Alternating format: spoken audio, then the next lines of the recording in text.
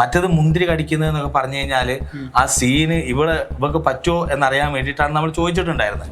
അത് ആ സമയത്ത് അവൾ പറ്റും എന്ന് പറഞ്ഞാണ്, കാരണം വോയിസ് ഒക്കെ ഇട്ടാ. പക്ഷെ ആ സീനൊന്നും എടുക്കുമെന്ന് ഉറപ്പില്ല. അപ്പൊ മോള് ഇവൻ ചെന്ന് പിടിക്കാൻ നോക്കുമ്പോൾ ഒരു കുട്ടികളെ പോലെ എടുക്കൂ എന്നുള്ള ആക്ഷനിൽ നിൽക്കും. അന്നേരം അവളെ ഇങ്ങനെ എടുക്കും. അപ്പൊ ഈ പറഞ്ഞ പോലെ രണ്ട് കാലും അങ്ങോട്ടും ഇങ്ങോട്ടും ഇരിക്കുന്നേ ഉള്ളൂ. രണ്ട് വലിച്ചടുപ്പിച്ച് പ്രസ് ചെയ്യുന്നില്ല. നമ്മുടെ ഈ രണ്ട് കയ്യിൽ അവരിയ്ക്കും. ഞാൻ ക്യാമറ ചെയ്യുന്ന മറ്റേ യൂട്യൂബുകാരെ അവിടെ തടഞ്ഞു. 7 എണ്ണം കൂടി അമ്മായിയുടെ വീട്ടിലേക്ക് വരുമ്പോൾ കയറി വരികയാണ്. അപ്പൊ ഞാൻ പറഞ്ഞു അവിടെ കയറി. ഞാൻ വിളിച്ചു എങ്ങോട്ടാ പോണത്?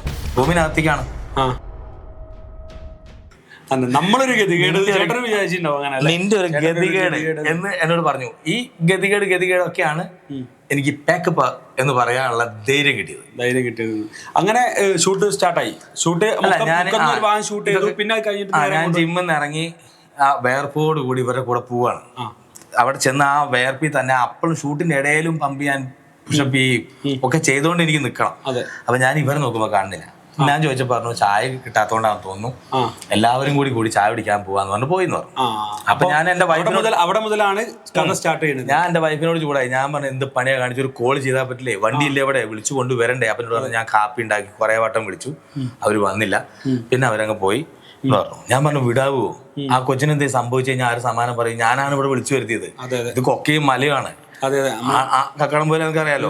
അവിടെ പുഴയിൽ തീർത്തിട്ട് തലകുത്തി വീണാ അതിലും വലിയ പണിയോ, അതത്രേ ഉള്ളൂ. അപ്പൊ ഞാൻ അത് ചോദിച്ചു. അപ്പൊ വൈഫ് അപ്പം മേക്കപ്പ് ചെയ്യുന്ന ചേച്ചി, എന്റെ അസിസ്റ്റന്റ്, ഇങ്ങനത്തെ കുറച്ച് ആൾക്കാര്, ക്യാമറാമാൻ ഒക്കെ ഉണ്ട്. അവര് കേൾക്കാണ് പറയുന്നത്. ഏകദേശം 1.5 മണിക്കൂർ 2 മണിക്കൂറിന് ശേഷം അവള് വന്നു ചായ പിടിച്ചിട്ട്. ഞാൻ അവളോട് ഒന്നും പറഞ്ഞില്ല, കാരണം അവളെ ആ മൈൻഡിൽ എനിക്ക് കിട്ടണം, എനിക്ക് ഷൂട്ട് ചെയ്യണം. അതുകൊണ്ട് ഞാൻ അവളോടൊന്നും പറഞ്ഞില്ല. ഞാൻ ക്യാമറ ചെയ്യുന്ന മറ്റേ യൂട്യൂബുകാരെ അവിടെ തടഞ്ഞു. 7 എണ്ണം കൂടി അമ്മായിയുടെ വീട്ടിലേക്ക് വരുമ്പോൾ കയറി വരികയാണ്. അപ്പൊ ഞാൻ പറഞ്ഞു അവിടെ കയറി. ഞാൻ വിളിച്ചു എങ്ങോട്ടാ പോണത്? റൂമിനകത്തേക്കാണ്. ഫുൾ മുഴുവൻ മറ്റേ ഫോഗ് ഇട്ട് മെഴുകുതിരിയൊക്കെ കത്തിച്ചു വെച്ച് ഒരു എന്താ പറയാ, ആകാശത്തിനെ നമ്മൾ ബെഡിലേക്ക് കൊണ്ടുവരുന്ന സിറ്റുവേഷൻ, ആ ഒരു ബെഡ്റൂമിലേക്ക് കൊണ്ടുവരുന്ന ഒരു സിറ്റുവേഷൻ ക്രിയേറ്റ് ചെയ്യുക അവിടെ. അത്രയും ക്ലിയർ അതിനകത്തേക്ക് ഇവരുടെ ക്യാമറ ഒന്നും വെച്ച് നടക്കാൻ കഴിയില്ല. പിന്നെ അവിടുത്തെ സീൻ ഒന്നും എടുക്കാൻ കഴിയില്ല. അവർ എടുത്തു വെച്ച സീൻ വെച്ച് നോക്കുമ്പോൾ അവരെ അനുവദിക്കാനേ പറ്റൂല. നമ്മള് 21 റീൽസ് അവരിട്ടത്. എന്റെ കോസ്റ്റ്യൂം മുഴുവൻ പബ്ലിസിറ്റി ആക്കുക, എന്റെ സ്റ്റോറി മുഴുവൻ പബ്ലിസിറ്റി ആക്കുക. ഈ പൈസ മുടക്കി വന്ന് നമ്മള് പൊട്ടനാവുക. ഇതാണ് അവരെ ലെവല്. ചേട്ടൻ ഉദ്ദേശിച്ചിട്ടുണ്ടായിരുന്നത് ഈ റീൽസ് എടുക്കാൻ ഇവരോട് വരാൻ പറയാൻ കാരണം ഈ കഥേനെ അല്ലാത്ത വീഡിയോസ് നോട്ടെ എന്നുള്ളത്. അതല്ലാതെ ഇഷ്ടം പോലെ അവർ എടുക്കുന്നുണ്ട്. ഈ സീസോയിൽ ഇരുത്തിയിട്ട് പൊന്ത് എന്ന് പറയുന്നില്ലേ, അവർക്കിനി ഞാൻ രേണുവിനെ വെച്ച് എന്താ പറയാ, രേണു പ്രധാനമന്ത്രിയായ ഒരു റീല് വേണോ, അതോ രേണു മറ്റേ ചമ്മന്തി കൂട്ടി വട തിന്നുന്ന ഒരു റീല് വേണോന്ന് വെച്ചാൽ അവർ ചാടി വട തിന്നുന്നതെന്ന് പറയും. കാരണം അവർക്കറിയാം എഴുത്തിന്റെ മുകളില് പലതും നടക്കുന്നു. ഇനി ആദ്യമൊക്കെ ഇവര് തന്നെയാണ് ഇതിന് റീച്ച് ഉണ്ടാക്കിയതും, ഇവർ തന്നെയാണ് ഇത് പ്രൊമോട്ട് ചെയ്തതും.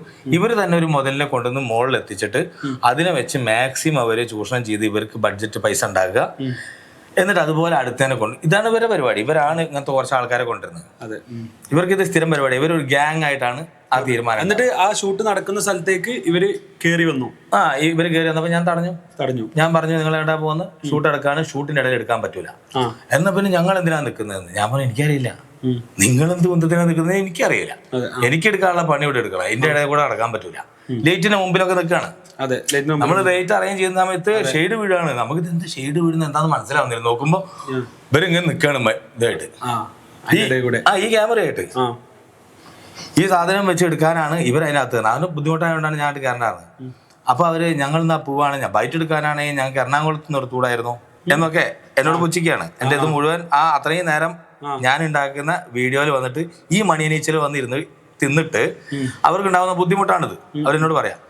ഞാൻ പറഞ്ഞു ലൊക്കേഷനിൽ പറ്റൂല, കോസ്റ്റ്യൂമിൽ പറ്റൂല, അല്ലാതെ നിങ്ങൾക്ക് എന്ത് ബൈറ്റ് കൊടുക്കാം.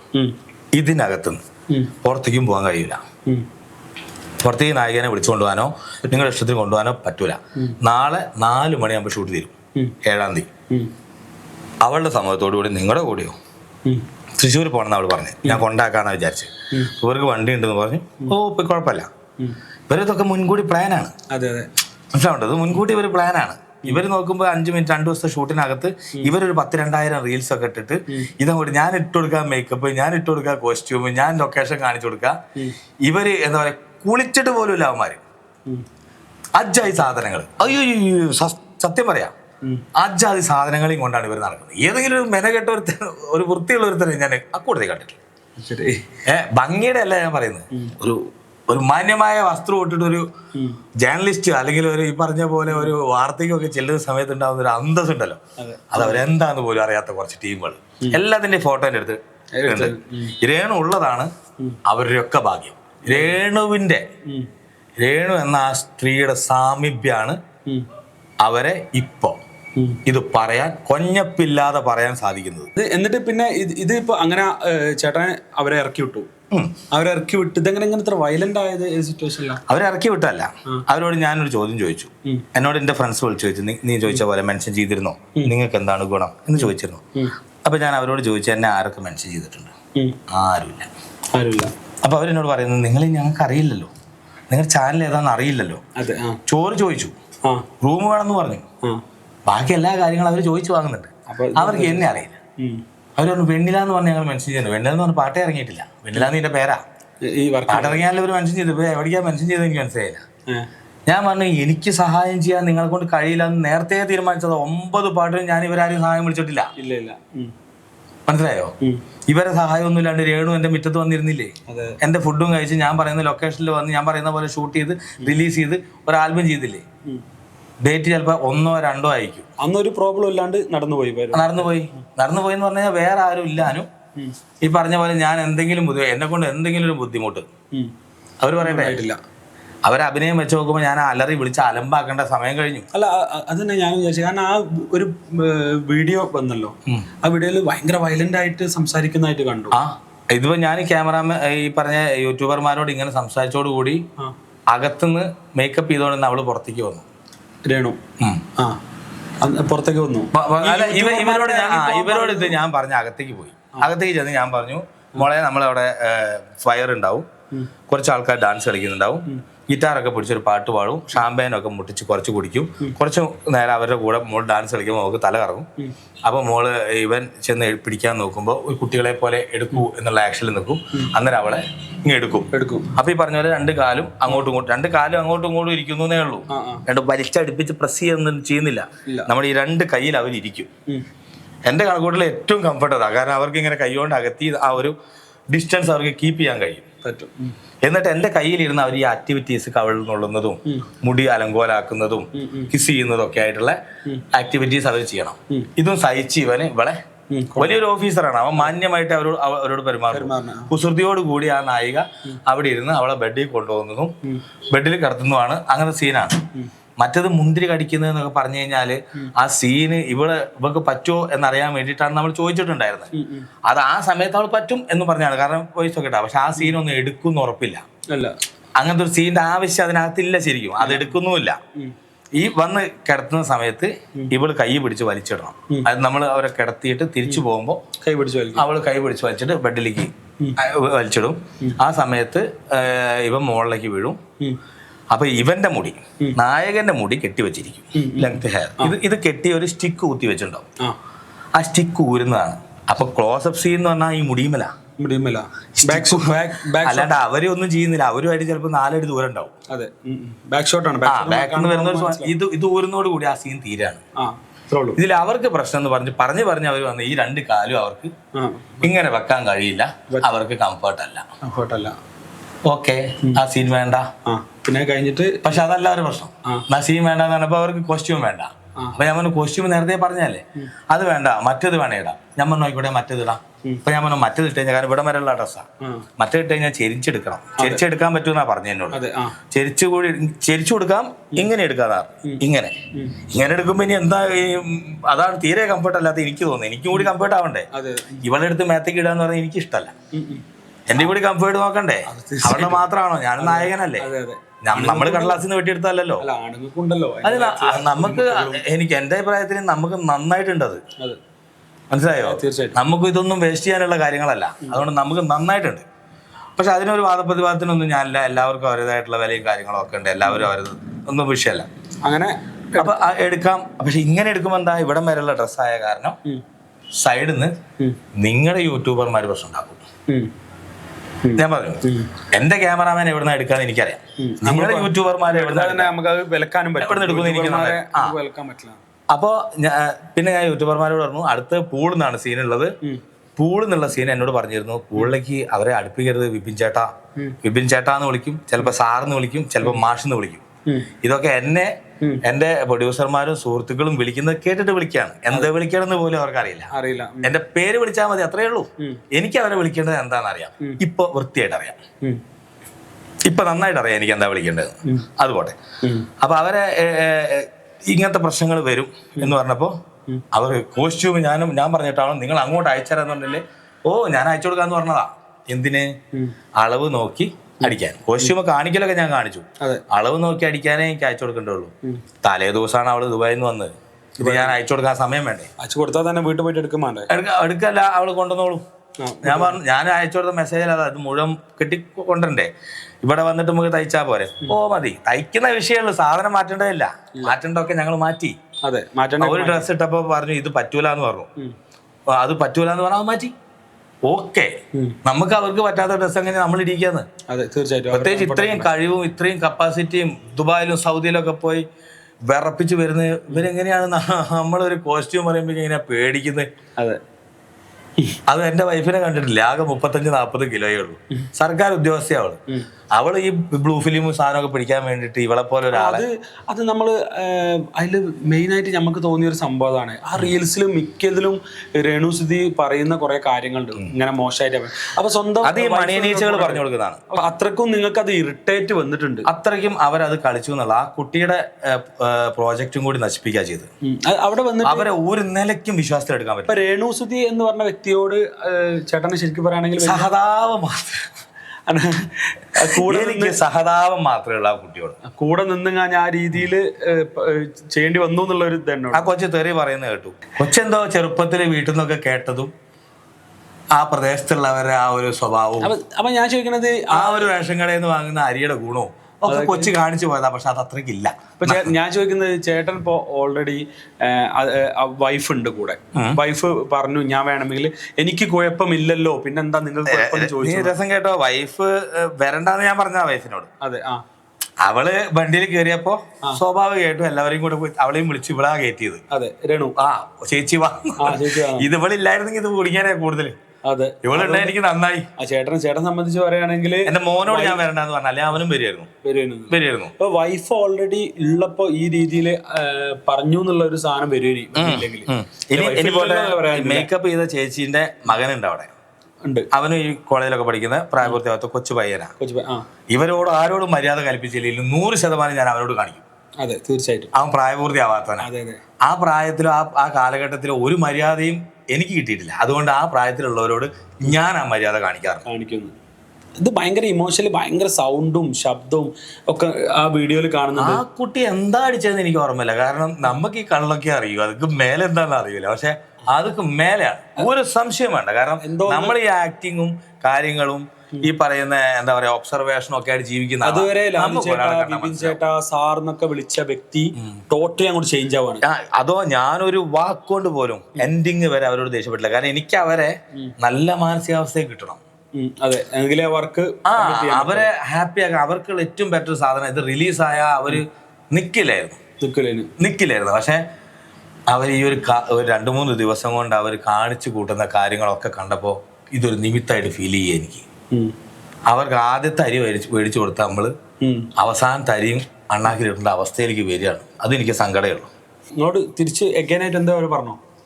എന്നോട് പറഞ്ഞു. ഞാൻ ചോദിക്കുന്നതിനൊക്കെ അവർ മറുപടി. ഞാൻ ചോദിച്ചു നിങ്ങൾ ഏതെങ്കിലും സെറ്റിൽ നിന്ന് ഇതുപോലെ നായികനെ വിളിച്ചു പോയിട്ടുണ്ടോ? ഉണ്ട്. നിങ്ങൾ ഏതെങ്കിലും സെറ്റില് ഇതുപോലെ അയാളെ മെൻഷൻ ചെയ്യാണ്ട് അവരിട്ട കോസ്റ്റ്യൂം ഈ പറഞ്ഞ 21-30 റീൽസ് ഇട്ടിട്ടുണ്ടോ? ഉണ്ട്. ഏതാട്ടെ നീ കണ്ടിട്ടുണ്ടോ? ഇങ്ങനെ കുറെ വീഡിയോസ് ഇങ്ങനെ ഏതെങ്കിലും ഒന്ന് ഈ പറഞ്ഞ 1 മിനിറ്റിനുള്ളിൽ കാണിച്ച വീഡിയോക്കകത്ത് 21 റീൽസ്, ഒറ്റ കോസ്റ്റ്യൂമിൽ 21 റീൽസ് ഇട്ട് വരെ ചരിത്രം പറ. അതൊന്നും ഉണ്ടാവില്ല. ഇല്ല, ഒറ്റ കോസ്റ്റ്യൂമുണ്ട്. നിങ്ങൾ ഇത് രണ്ടാളും നടന്നു പോകുന്നതും അങ്ങനെയുള്ള കുറെ കണ്ടു. ഞാൻ അങ്ങനെ ആദ്യമായിട്ട് കണ്ടു. ചേട്ടനല്ലേ ഞങ്ങളോട് നടന്നു വരാൻ പറഞ്ഞതൊക്കെ ഞാൻ കൊടുത്തു. എന്നോട് പറഞ്ഞു ഒന്ന് അവരെ കൂടെ നടന്നു വരും. ഓക്കെ കൊടുത്തു. അത് കൊടുക്കാണ്ട് ചോറ് അവര് ചോറിന്റെ പട്ടിണിയാന്ന് പറഞ്ഞില്ല. ഇവര് പറയായിരുന്നു അവിടെ ഹോട്ടലുണ്ട് ചേട്ടൻ, നല്ല ഹോട്ടൽ, അവരൊക്കെ കഴിച്ച അവിടെ നിന്നാണ്. അങ്ങനെ ഇവരെയും കൊണ്ടുപോയി തടിക്കാരനെയും കൂട്ടി അവൻ നേരത്തെ കഴിച്ചോന്ന് അറിയില്ല, അവൻ അവിടുന്ന് പിന്നെ ഒന്നുകൂടി കഴിച്ചിട്ടുണ്ട്. ആ ചോറും കഴിച്ചിട്ടാണ് അവൻ പോരുന്നത്. അപ്പൊ അവര് ഭക്ഷണം കിട്ടിയില്ല പറയുന്നത്. ആ ഫോട്ടോയും ആ വീഡിയോയും പുറത്താണ്. അല്ല, രേണു പറയുന്നുണ്ട് ലൊക്കേഷനിൽ വന്ന സമയം മുതൽ ഭക്ഷണമോ കാര്യങ്ങളോ ഒന്നും. രേണു ഭക്ഷണം കഴിക്കുന്ന എന്റെ അടുത്ത് ഇരുന്ന് ചോറ് കഴിക്കുന്ന ഫോട്ടോയല്ലേ കാണുന്നത്. ഒരു പച്ച ഉച്ചക്കല്ലേ തുടങ്ങിയത്, അങ്ങനെ പറയാം, ഉച്ചക്കല്ലേ ഷൂട്ടിങ് തുടങ്ങിയത്. വീട്ടിൽ നിന്ന് കഴിച്ചാൽ പോട്ടെ, വീട്ടിൽ നിന്ന് കഴിച്ചാൽ പോട്ടെ. ഞാൻ ഫോട്ടോ എടുത്തൊന്നും വെച്ചിട്ടില്ല, അല്ലാണ്ട് കഴിക്കുന്നുണ്ട്. ആ വീട്ടിലുള്ള അയലക്കത്തോട് നാട്ടുകാരൊക്കെ കണ്ടോ, അതുണ്ട്. നാട്ടുകാരെന്ന് പറയാൻ ആരും മൈൻഡ് ചെയ്തില്ല. അതൊക്കെ തന്നെ അവരുടെ വിഷമം. ഇവരെവിടെ ചെല്ലുമ്പോൾ ഓടി വരുന്ന ആളുകളുണ്ടല്ലോ, നമ്മുടെ നാട്ടിൽ അതിന് ആളെ കിട്ടില്ല, അവർക്കാവൂല. അവർ ഈ പറഞ്ഞ പോലെ ഒരുപാട് പ്രോഗ്രാമും കലാകാരന്മാരെയും കണ്ട കോഴിക്കോടാണിത്. അപ്പൊ അതിന് വ്യത്യാസം ഒരുപാടുണ്ടോ, ഇഷ്ടംപോലെ ഉണ്ട്. ഞാനും ഇവിടെ ഈ പാട്ടൊക്കെ ചെയ്തിട്ട് ഞാൻ ഇരിക്കുന്ന കണ്ടില്ലേ. കാരണം ഇവിടെ എന്താ പറയാ, ദിനോസറുകളുണ്ട്, അഹനകളെന്നൊന്നും പറഞ്ഞാൽ പോരാ. അപ്പൊ ആ സ്ഥലത്ത് അങ്ങനെയൊക്കെ നിൽക്കും. അതിൽ എനിക്ക് സന്തോഷമേ ഉള്ളൂ. അവരുടെ ഇടയിൽ ഒരാളായിട്ട് നിൽക്കാൻ പറ്റിയല്ലോ, ധാരാളം. അതായത് നമ്മള് പൊന്നുപോലെ സ്വീകരിക്കും. അയ്യോ എന്നൊന്നും പറഞ്ഞ ഓടി വന്ന് പിടിക്കാൻ പരിപാടിക്കൊന്നും നമ്മൾ അതൊന്നുമില്ല. ഒരു വീട്ടിൽ കയറി ചെന്നാൽ മാന്യമായിട്ട് അവര് അത് തന്നെ നമ്മൾ ചെയ്തിട്ടുള്ളൂ. അപ്പൊ അവിടുന്ന് കഴിച്ചതാണ്. പിന്നെ ഉച്ചയ്ക്കാണല്ലോ അവിടെ ചെയ്യുന്ന ചോറുന്ന ഫോട്ടോ കണ്ടില്ലേ. പിന്നെ ഇവിടെ വന്ന് 17 ആൾക്കുള്ള മന്തിന്റെ ലിസ്റ്റ് ഞാൻ എന്റെ മൊബൈലിനകത്ത് അതിന്റെ ഡീറ്റെയിൽസ് മുഴുവൻ കാണിച്ചുതരാം. ലിസ്റ്റ് അതൊക്കെ ഞാൻ അയച്ചു കൊടുക്കുന്ന ഡീറ്റെയിൽസ് ഒക്കെ അയച്ചിട്ടുണ്ട്. ഇത് റിസോർട്ടിന്റെ പേരും എന്റെ വൈഫിന്റെ നമ്പറും ഉണ്ട്. അത് രണ്ടും മാച്ചാ ആ ലിസ്റ്റ് നിങ്ങൾക്ക് പുറത്തേക്ക് ഇടാം.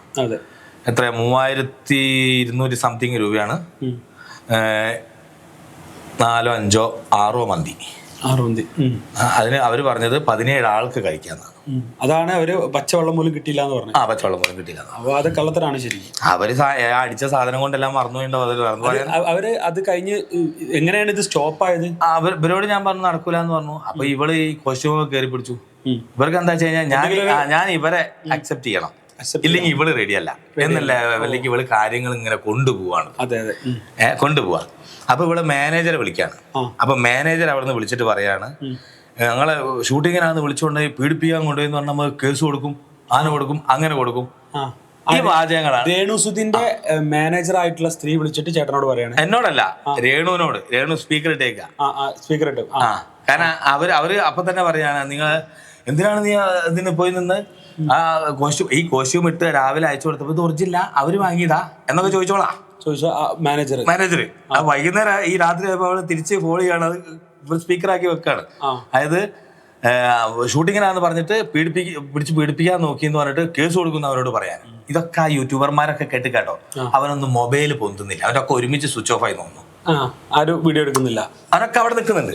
ഒരൊറ്റ വീഡിയോ ഞാൻ മറ്റേ പാക്കപ്പ് പറയുന്നതോ ഞാൻ അവരോട് സംസാരിക്കുന്നതോ ആ വിഷയം ഉണ്ടാവുന്ന അവരെടുത്ത് എടുക്കില്ല എന്നല്ല, അവരുണ്ടെങ്കിൽ തന്നെ അവർ തരില്ല, എടുത്തില്ല. ഇനിയിപ്പോ ഇങ്ങനെയൊക്കെ വെച്ചിട്ട് എടുത്തിട്ടുണ്ടോന്ന് എനിക്കറിയില്ല. എടുത്തിട്ടുണ്ടെങ്കിലും ഞാൻ അവന്റെ ഒക്കെ ഇതിലൊക്കെ മുളയ്ക്കുന്ന താടിയിലൊക്കെ ഒരെണ്ണത്തിനെ രോമം എന്ന് വിളിക്കാമെങ്കിൽ അവൻ ആ വീഡിയോ എടുത്തിട്ട് അവന് അത്രയും ലക്ഷക്കണക്കിന് മുളയ്ക്കുന്നുണ്ടല്ലോ. ഒരെണ്ണത്തിന്റെ ഉടുപ്പ് അവരൊക്കെ ഉണ്ടെങ്കിൽ അത് അവർ പബ്ലിഷ് ചെയ്തേ ഇടില്ല. കാരണം എന്താ വെച്ച് കഴിഞ്ഞാൽ ഇവളുടെ ആറാട്ടാ, ഞാനിപ്പുറത്ത് കൈയ്യടി. ഇതാരാ വീഡിയോ എടുത്താരാണ്? എന്റെ വൈഫ് കാണാതെ വീഡിയോ എടുത്തു. ഇല്ലെങ്കിൽ കാണാതല്ല, അവര് കണ്ടു വീഡിയോ എടുക്കുന്നത്. കാരണം അവള് വെളിച്ചത്തിൽ നിന്നാണ് എടുക്കുന്നത്. ഇവര് വീട്ടിൽ നിന്ന് പുറത്തേക്ക് ഇറങ്ങി ഇരുട്ടത്തേക്കാണ് സംസാരിക്കുന്നത്. അത് ഇവര് റിസോർട്ട് മൊത്തം അറിയിക്കുക, അത് മൊത്തം അലമ്പാക്കുക. അപ്പോഴാണല്ലോ ഞാൻ അടങ്ങുക, എന്നെ അടക്കുക എന്നുള്ളതാണ് ഇവർ ചിന്തിക്കുന്നത്. ഞാനും അലമ്പുണ്ടാക്കുന്നില്ല. ഞാൻ ഈ കൈ കെട്ടിയിട്ട് എന്റെ കൈ പ്രൊഡ്യൂസർ ഇരിക്കുകയാണ് ഫോണില്. അത് പറയുന്നുണ്ട് പ്രൊഡ്യൂസർ എപ്പോഴും ഇങ്ങനെ വിളിച്ചോണ്ട്. പ്രൊഡ്യൂസർ പിന്നെ എന്നെ വിളിക്കാണ്ട് ഞങ്ങൾ എന്താ റേഷൻ കാർഡിൽ അരിവെപ്പാണോ ഞങ്ങൾക്ക് പണി? പ്രൊഡ്യൂസർ എന്നെ വിളിക്കുക, അത് പൈസ കൊടുക്കുന്നല്ലേ. അതെ തീർച്ചയായിട്ടും എനിക്കതിൽ ഉത്തരവാദിത്തല്ലേ. ഞാനവിടെ വിളിച്ചപ്പോൾ ഇവർക്ക് സമയമല്ല, അവള് ദുബായിലാണ്, അവിടെ ഉദ്ഘാടനമാണ്, ഇവിടെ ഉദ്ഘാടനമാണ്. ചേട്ടൻ പറഞ്ഞോ, ചേട്ടൻ ചെയ്തോ, ഞാൻ സെറ്റാണ് എന്ന് അങ്ങനെ പറയാനല്ലോ നമ്മുടെ പണി. നമ്മൾ ഓരോ കാര്യങ്ങൾ അവരെ ബോധിപ്പിക്കുന്നുണ്ട്, വിളിക്കുന്നുണ്ട്. അവരോടാണ് ഇവരോട് പേഴ്സണലായിട്ട് എന്തെങ്കിലും പറയാണ്ടേ പറയാം. അവരെ കൊണ്ട് ഞാൻ ഇതിനു മുമ്പ് ഒരാഴ്ച മുന്നേ വിളിച്ച് പറയിപ്പിച്ചു, നല്ല വീഡിയോസ് കാര്യങ്ങളൊക്കെ നോക്കി ചെയ്യണം, എല്ലാ അലവലിയും എടുക്കരുത് എന്നവർ പറഞ്ഞു. അത് എനിക്കറിയാം ചേച്ചി എന്ന് അവള് മറുപടി കൊടുത്ത്. അപ്പൊ എന്നോട് പ്രൊഡ്യൂസർ വിളിച്ചോളൂ, ദയവ് ചെയ്ത് അവരോട് സംസാരിക്കാൻ, അതിനൊക്കെ ഔട്ട് പോയി എന്നോട് പറഞ്ഞു. അത് അവരൊക്കെ എന്താ പേരങ്ങ് വിളിക്കുകയാണ്. അവരെ എന്നെ പേര് വിളിച്ചോട്ടെ, എനിക്ക് വിഷയമൊന്നും എന്റെ പേര് തന്നെ. പക്ഷെ പൈസ കൊടുക്കുന്ന ആളല്ലേ. അതെ അതെ, തീർച്ചയായിട്ടും റെസ്പെക്ട്. ഇവരാ മറ്റേ ദുബായിലെ കള്ള് വിൽക്കുന്നവന്മാര് കൊടുക്കുന്ന പൈസക്ക് കൊടുക്കുന്ന മര്യാദ അത് കുറച്ച് തന്നൂടെ നമുക്ക്? നമ്മൾ കച്ചവടം കള്ള് കച്ചവടം അല്ലല്ലോ. അങ്ങനെ ഇത് പാക്കപ്പ് പറഞ്ഞു. ഇവര് ലിമിറ്റ് കൂടുതലായി, ഇങ്ങനത്തെ ലിമിറ്റ് ആയപ്പോ ഞാൻ ഒറ്റ ബാക്കി പരിപാടി എടുത്തു. പാക്കപ്പ് ഒരു 20 മിനിറ്റ് സമയമുണ്ട്, എല്ലാവർക്കും പോവാം. ഞാൻ ഈ വിഷയം ഇവിടെ നിർത്തുകയാണ്. നിങ്ങളെ കൊണ്ടൊരു ഉപകാരം എനിക്കുണ്ടാവും ഞാൻ പ്രതീക്ഷിക്കുന്നില്ല. എന്നെ സഹായിക്കാൻ പാകത്തിനുള്ള കെൽപ്പ് നിങ്ങൾക്കില്ല എന്ന് ഞാൻ ആ യൂട്യൂബർമാരോട് പറഞ്ഞു. അതുകൂടി തെളിയിക്കാൻ ഒരു അവസരം ഞാൻ കൊടുക്കാം. എന്നെ സഹായിക്കാൻ ഇവരൊന്നും ഒരിക്കലും സാധിക്കില്ല. നല്ല മനസ്സും എൻ്റെ ഒരു ഷൂട്ട് എടുത്ത് തരാനോ, എൻ്റെ ഒരു പാട്ടിൽ വരി എഴുതി തരാനോ, എനിക്കൊരു ട്യൂൺ ക്ലിയർ ചെയ്ത് തരാനോ, എൻ്റെ ഷൂട്ട് ക്യാമറ ചെയ്ത് തരാനോ, എഡിറ്റ് ചെയ്ത് തരാനോ, അങ്ങനെ ഞാനിപ്പോൾ ചെയ്തുകൊണ്ടിരിക്കുന്ന വർക്കിൽ ഒന്നും ചെയ്തു തരാൻ ഈ 7 പേർക്ക് കഴിയില്ല. ചെയ്യുമെങ്കിൽ ഇവരെ വെച്ച് ഞാൻ അടുത്ത പ്രോജക്റ്റ് ചെയ്യും. അവരെന്ത് വേണമെങ്കിലും ചെയ്യാം, എഡിറ്റിങ്ങോ മിക്സിങ്ങോ അവർക്ക് ഇഷ്ടമല്ല. ഞാൻ ഈ ആൽബത്തിൽ എനിക്ക് സ്ഥിരമായിട്ട് ചെയ്യുന്ന കാസ്റ്റിംഗ് വരെ അവർക്ക് തീരുമാനിക്കാം നായികനെ. അതൊന്നും ഇവർക്ക് പറ്റില്ല എന്നാണ് ഞാൻ പറയുന്നത്. അതിനാണ് ഞാനത് പറയുന്നത്. കൂലിയും കൊടുക്കട്ടോ നമ്മള്. ഇവർക്ക് ജോലി ഇല്ലായിട്ടോ, ഇവർക്ക് ആരും പണി കൊടുക്കായിട്ടോ, ഇവർക്കൊന്നും അവസരം കിട്ടായിട്ടോ അല്ല, ഇവർക്ക് അതൊന്നും ചെയ്യാൻ അറിയില്ല. ഇവർക്ക് ചെയ്യാൻ കഴിയാന്ന് പറഞ്ഞു കഴിഞ്ഞാൽ, പണ്ടത്തെ കാലത്ത് ഈ തിരുമ്പുന്ന പുഴേന്റെ സൈഡിൽ തിരുമ്പുമ്പോ പെണ്ണുങ്ങൾ അങ്ങോട്ടും ഇങ്ങോട്ടും പറയുന്ന പരദൂഷണല്ലേ, അതിനെ ഒരു ന്യൂ ജനറേഷൻ സ്റ്റൈലിലേക്ക് കൊണ്ടുവരിക. അതേ പറ്റും. എന്നിട്ട് ഈ വൾഗാരിറ്റി വിറ്റ കാശ് കൊണ്ട് സ്വന്തം ഭാര്യയ്ക്കും മക്കൾക്കും അടിവസ്ത്രം വരെ വാങ്ങിക്കൊടുക്കണം. അതാണ് യൂട്യൂബ്. അവരിടുന്ന വസ്ത്രങ്ങൾ മുഴുവൻ ഇത് വിറ്റിട്ടാണ് അവര് മനസ്സിലാക്കണം. ഇവന്മാരെ പൈസ കൊണ്ട് തിന്നുന്നവരില്ലേ, അതെ, അവര് ചിന്തിക്കണം. നമ്മളെ പ്രേക്ഷകരോട്, ഇത് കാണുന്ന പ്രേക്ഷകരോട് എന്താണ് പറയാനുള്ളത്? പ്രേക്ഷകരോട് പറയാനുള്ളത്, ഈ ഒരു പ്രോജക്റ്റ് ഒരുപാട് സ്വപ്നങ്ങൾ വെച്ച്, എല്ലാ പ്രോജക്റ്റും അങ്ങനെ തന്നെ ഒരുപാട് സ്വപ്നങ്ങൾ വെച്ച് ചെയ്യുന്നതാണ്. ഇൻഡിപെൻഡൻ്റ് ആയിട്ടാണ് മ്യൂസിക് ചെയ്യുന്നത്. കുറച്ചൊക്കെ സാമ്പത്തിക പ്രതിസന്ധി കൊണ്ടാണ് ഇൻഡിപെൻഡൻ്റ് ആയിട്ട് ചെയ്യുന്നത്. കാരണം എല്ലാം ചെയ്യണേ പൈസ കൊടുക്കണ്ടേ. തീർച്ചയായിട്ടും. അപ്പോൾ പരമാവധി നമ്മൾ ചെയ്യുമ്പോൾ അത് പൈസ കുറയാണ്. പിന്നെ നമ്മുടെ അത്രയും ആത്മാർത്ഥത ഉള്ള ആളുകളെ കിട്ടാത്തത് കൊണ്ടുമാണ് പല വിഷയങ്ങളും നമ്മൾ ഒറ്റയ്ക്ക് ചെയ്യേണ്ടി വരുന്നത്. നമുക്കൊരവസരം ആരും തന്നിട്ടില്ല. നമ്മൾ തന്നെ കണ്ടെത്തുന്ന അവസരം. അത്ര ഒരു അവസരം മറ്റൊരാൾക്ക് കൊടുക്കുമ്പോൾ അവരുടെ കണ്ണിൽ കിട്ടുന്ന ഒരു സ്നേഹവും നന്ദിയുണ്ട്. അത് കിട്ടാതെ, അതാണ് എനിക്ക് ഇതുവരെ കിട്ടിയിട്ടുള്ളതിൽ ഏറ്റവും സന്തോഷം തന്നിട്ടുള്ളത്. കാരണം അവരൊരുപാട് ആഗ്രഹിച്ചിട്ടായിരിക്കും. ഇപ്പോൾ കഴിഞ്ഞ പ്രോജക്റ്റിനെ കുറിച്ച് ജസ്റ്റ് ഒന്ന് പറയാം. വൃന്ദ എന്ന് പറഞ്ഞിട്ട് കണ്ണ് കാണാത്ത കുട്ടിയാണ്, കാസർഗോഡ്. ആ കുട്ടീനെ കൊളാബ് ചെയ്ത് പൈസ കൊടുക്കാന്ന് പറഞ്ഞൊരു ടീം പറ്റിച്ചു എന്ന് പറഞ്ഞ ആ കുട്ടി ഒരു വീഡിയോ ഇട്ടപ്പോൾ ഞാൻ ആ വീഡിയോയ്ക്ക് അടിയിൽ പോയിട്ട്, മോളൊരു പുതിയ പാട്ട് പാടുന്നുണ്ടോ ആൽബം എന്ന് ചോദിച്ചു. ആന്ന് പറഞ്ഞു. കുട്ടിക്ക് 10,000 രൂപ കൊടുത്തു. എന്നിട്ട് ഞാൻ ആ കുട്ടിയെ കോഴിക്കോട് കൊണ്ടുവന്ന് പാടിച്ചു. അമ്മയും അച്ഛനും അനിയനും കൂടി ഉണ്ടായിരുന്നു. കണ്ണാ കാർമുകിൽ പറഞ്ഞ എന്ന് പറഞ്ഞ പാട്ട്. ആ പാട്ട് ഞാൻ കേൾവി ശക്തിയും സംസാരശേഷിയും ഇല്ലാത്തൊരു ചെക്കനെ, ആണുങ്ങളെ മാത്രം സപ്പോർട്ട് ചെയ്താൽ മതിയോ, ഭംഗിയുള്ള പെൺകുട്ടികളെ മാത്രം സപ്പോർട്ട് ചെയ്താൽ മതിയോ, ഭംഗിയുള്ള ആൺപിള്ളേരുണ്ട്, ഇവനെയും കൂടി ഒന്ന് സപ്പോർട്ട് ചെയ്യണം എന്ന് സൂരജ് എന്ന് പറഞ്ഞൊരുത്തൻ തിരുവനന്തപുരത്ത് നിന്ന് ഒരു റീൽസ് ഇട്ടു. അതിൻ്റെ അടിയിൽ വെറും കയ്യൊടിയോ കമന്റോ അല്ല സപ്പോർട്ട് എന്ന് തെളിയിക്കാൻ വേണ്ടി, മോൻ എൻ്റെ ആൽബത്തിൽ അഭിനയിക്കുന്നുണ്ടോ എന്ന് എഴുതി ഞാൻ ചോദിച്ചു. അവനും യെസ് പറഞ്ഞു. നായികയായിട്ട് ഞാൻ 8ാം ക്ലാസ്സിൽ പഠിക്കുന്ന ഒരു സുന്ദരി കുട്ടി, കോട്ടയത്തുള്ള, അവളെ ഞാൻ വിളിച്ചു ശിവ. അവളെ വിളിച്ച് അവളുടെ അച്ഛനും അമ്മയൊക്കെ സംസാരിച്ചു. അവരെയും ഫിക്സ് ചെയ്തു. ഈ 3 പേരെയും കൂട്ടി നമ്മുടെ മഞ്ജുവാരുടെ നാട് പുള്ളിന്റെ ഭംഗി ഫുൾ പകർത്തുന്ന രീതിയിൽ വൈഡ് ഫ്രെയിം ഒക്കെ വെച്ചിട്ട് ഫുള്ളി ക്ലാസിക്കൽ ഡാൻസ് വെച്ചിട്ട് പക്ക ക്ലാസിക്കൽ രൂപത്തിൽ ആ പാട്ട് ചെയ്തു. ഇതിൽ കൂടുതൽ ചാരിറ്റി ഒരു പാട്ടിനകത്ത് കൊള്ളിക്കാൻ പറ്റുമെന്ന് എനിക്കറിയില്ല. പക്ഷേ ഈ ഒരു വർക്കിൽ കുറച്ച് 2500 പേരാണ് ആ പാട്ട് കണ്ടത്. ഇതിൻ്റെ ഒരു വലിയൊരു സത്യമായ ഒരു അവസ്ഥ ഇതാണ്. നമ്മൾ ചെയ്യുന്ന കാര്യങ്ങളിൽ ഭയങ്കര ജെനുവിനായിട്ട്. അപ്പോൾ ഇതിലുള്ള പലരും ചോദിക്കുന്ന ഒരു ചോദ്യമുണ്ട്, രേണു സുധിയെ ഇത്ര ഇഷ്ടമില്ലാത്ത അല്ലെങ്കിൽ താല്പര്യമില്ലാത്ത അവസ്ഥയിലേക്ക് എത്തിയിട്ടുണ്ടെങ്കിൽ ആദ്യമേ എന്തുകൊണ്ട് ചിന്തിച്ചില്ല എന്ന് ചോദിക്കുന്ന ഒരു അവസ്ഥ ഉണ്ട്. അതെന്താണെന്ന് വെച്ചാൽ, നല്ലത് നമ്മൾ എത്ര ചെയ്താലും ജനം കാണുന്നില്ലാത്ത ഒരു സിറ്റുവേഷനിലേക്ക് നമ്മളെ കലാമൂല്യം അല്ലേ നഷ്ടപ്പെട്ടു പോകുന്ന ഒരു സിറ്റുവേഷനാണ് ഇപ്പോൾ ഉള്ളത്. അപ്പം ഈ രീതിയിലുള്ള വീഡിയോ വന്നാലേ കാണുള്ളൂ. അപ്പോൾ വായ നനയുമ്പോൾ ചീര നനയണം എന്ന് പറഞ്ഞ മാതിരി ആ രീതി വിചാരിച്ച് ചെയ്യല്ലാതെ നിർവാഹമില്ലാതെയാണ് ഇവരിങ്ങനെ ഒരു വീഡിയോ ആയിട്ട് നിങ്ങളെ മുന്നിലേക്ക് വന്നിട്ടുണ്ടായിരുന്നത്. അതാണെങ്കിൽ വലിയ ഒരു രീതിയിലുള്ള ബുദ്ധിമുട്ടാവുകയും ചെയ്തു അല്ലേ. ശരിക്കും പറയുകയാണെങ്കിൽ ലാൽചേട്ടന് ഇതുകൊണ്ട് കുറെ നഷ്ടങ്ങളാണ്. മറ്റുള്ള നഷ്ടങ്ങൾ എന്ത് നഷ്ടങ്ങളാണെങ്കിലും ഇനി ഒത്തിരി പാട്ടുള്ളവരുണ്ട്. അതെ, അത് വർക്ക് വരില്ല. ലാൽചേട്ടൻ നമ്മളെ സ്റ്റുഡിയോയിലൊക്കെ വന്ന് അദ്ദേഹം പാടിയിട്ടുള്ള ഒരാളാണ്. വേറെ ലെവൽ സിംഗറാണ്, അത് സംശയമില്ലാത്ത കാര്യമാണ്. കലാമൂല്യം 100% ചോർന്ന് പോകാത്ത രീതിയിൽ വരികൾ എഴുതാനും പാടാനും കഴിവുള്ള ആൾ തന്നെയാണ്, കൺഫേം ആയിട്ടുള്ള കാര്യം. അത് ഒന്നും സംശയമില്ലാത്ത കാര്യം. ഒരു കാലത്തെ കലാകാരന്മാർ ഇതിനെയൊക്കെ മാന്യമായിട്ട് നിലനിർത്തിക്കൊണ്ടാണ് ഇന്നും നമുക്കത് പാടാൻ പറ്റുന്നത്. അതെ അതെ, ഇതിനെ നമ്മളായിട്ട് ഇവിടെ നശിപ്പിച്ച് കളഞ്ഞാൽ വരും തലമുറയ്ക്ക് ഈ സാധനം ഉണ്ടാവില്ല. അതെ, തീർച്ചയായിട്ടും. അപ്പോൾ തീർച്ചയായിട്ടും നിങ്ങൾക്ക് കാര്യങ്ങളെല്ലാം മനസ്സിലായിട്ട് ഇതാണ് അന്ന് സംഭവിച്ചത് എന്ന്. ഇനി അവർക്ക് ഇതിന്റെ ഓപ്പോസിറ്റ് അവർക്ക് പറയാനുള്ളത് അവരെ ഏതെങ്കിലും ചാനലിലൂടെ ഒന്ന് പറയും അല്ലേ, അവരെ കുറെ തെറി പറയും. അപ്പോൾ വെച്ചാൽ നമുക്ക് ഒരു മാന്യമായ രീതിയിൽ എന്താണ് സംഭവിച്ചതെന്ന് അതിന്റെ ഓപ്പോസിറ്റ് നിന്ന നായകനായിട്ടുള്ള സംവിധായകനായിട്ടുള്ള ആളെ ഭാഗത്ത് നിന്ന് എന്താ പറയേണ്ടതെന്നുള്ളത് ജനങ്ങൾ അറിയണ്ടേ. അങ്ങനെയാണ് നമ്മൾ നിങ്ങളുടെ മുന്നിലേക്ക് എത്തിച്ചിട്ടുള്ളത്. തീർച്ചയായിട്ടും ഇനി പുതിയ വർക്കുകൾ വരട്ടെ, ഗംഭീരമാവട്ടെ. എല്ലാവിധ ആശംസകളും. Thank you.